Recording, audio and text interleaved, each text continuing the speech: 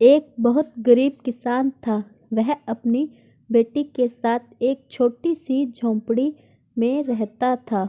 उसके पास खेती करने के लिए इतनी कम ज़मीन थी कि उसकी फसल को बेचकर उसे बिल्कुल थोड़े से रुपए मिलते थे। उन रुपयों से वह लोग ठीक से खाना भी नहीं खा पाते थे।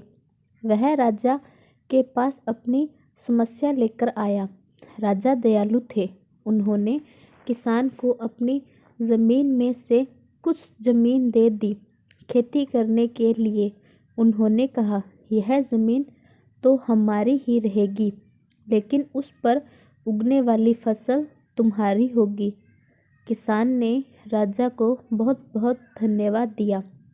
एक दिन वह खेत की जुताई कर रहा था। तभी उसका हल किसी कठोर चीज़ से टकराया।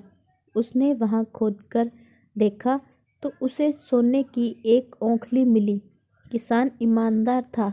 उसने अपनी बेटी से कहा, हमें यह औंखली राजा के खेत से मिली है। जिसकी ज़मीन है उसी की यह औंखली भी है, इसलिए हमको इसे राजा को लौटा देना चाहिए। किसान की बेटी बोली, नहीं पिताजी, आप ऐसा मत कीजिए। आपको सिर्फ औंखली मिली है। यदि राजा ने आपसे इसकी सोने की मसूल भी मांगी तो आप क्या करेंगे? आप इस औंखली को अपने ही पास रखिए। लेकिन किसान को यह बात ठीक नहीं लगी।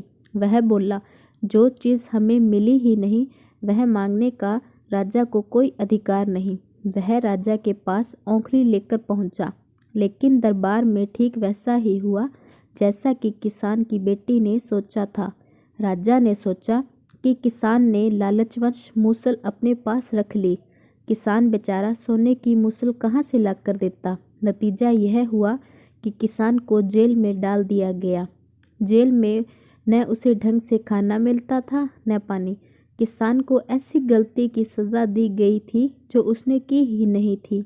वह खाए पिए बिना निढाल हो गया। लेटे लेटे वह रोता रहता था और कहता था, बेटी की बात मानी होती, काश मैंने अपनी बेटी की बात मानी होती।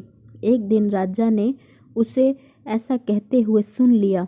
उन्होंने किसान से पूछा कि वह ऐसा क्यों कह रहा है। तब किसान ने राजा को पूरी बात बताई। राजा को अपनी गलती का एहसास हुआ। किसान को तुरंत छोड़ दिया गया।